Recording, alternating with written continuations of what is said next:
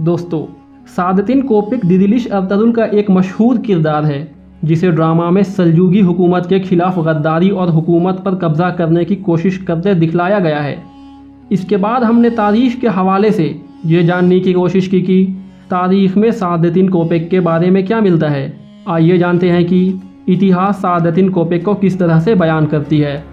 दोस्तों, इतिहास में सादतिन कोपिक को एक सल्जूकी वज़ीर के रूप में बतलाया गया है जिनका जिक्र 2 सल्जूक सुल्तानों के साथ मिलता है। इतिहास में सादतिन कोपिक की पैदाइश और शुरुआती ज़िंदगी के बारे में कुछ नहीं मिलता, लेकिन इनका ताल्लुक़ कोनिया के एक अहम और इज़्ज़तदार ख़ानदान से बतलाया जाता है।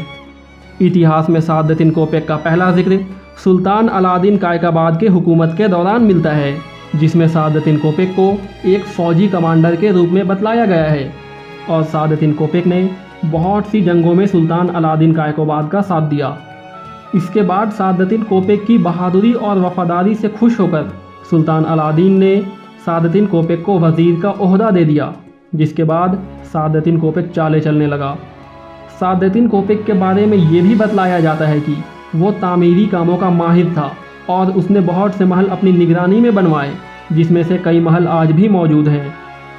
साल 1237 में सुल्तान अलादीन कायकाबाद की अचानक मौत के बाद महल में तख्त हासिल करने के लिए खाना जंगी शुरू हो गई, जिसमें सादतिन कोपिक ने गयासुद्दीन का साथ दिया और गयासुद्दीन के तमाम भाइयों का कत्ल करवा के गयासुद्दीन को बादशाही हासिल करने में अहम किरदार अदा किया और इस वजह से सादतिन कोपिक सुल्तान गयासुद्दीन का ख़ास बन गया और सल्तनत पर अपनी धाक जमा ली। अपनी ताकत और बढ़ाने के लिए सादतिन कोपिक ने सल्तनत के बहुत से वज़ीरों का कत्ल करवा दिया और सुल्तान गयासुद्दीन को भी अपना कठपुतली बना लिया। सादतिन कोपिक की रसूख का अंदाज़ा आप इस बात से लगा सकते हैं कि इसने एक अहम सल्जूकी शहज़ादे जलालुद्दीन काराताय को भी बंदी बना लिया था। सल्जूकी इतिहास के मुताबिक सादतिन कोपिक सल्तनत का गद्दार था जिसने सल्तनत पर कब्ज़ा करने की कोशिश की।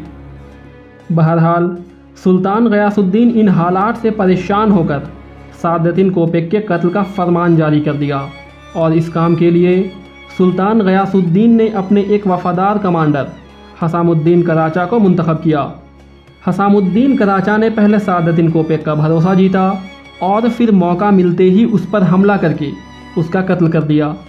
इसके बाद सुल्तान गयासुद्दीन के हुक्म के मुताबिक सादतिन कोपिक की लाश को लोहे के पिंजरे में बंद करके महल के बीचों बीच लटका दिया गया ताकि दोबारा कोई गद्दारी का सोच भी ना सके।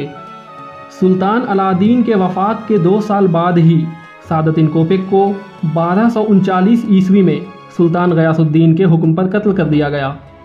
बहुत से इतिहास सुल्तान अलादीन को जहर देने का जिम्मेदार भी सादतिन कोपिक को ही मानते हैं, जबकि बाकी इतिहासकारों के मुताबिक सुल्तान अलादीन को जहर मंगोलों के एक जासूस ने दिया था।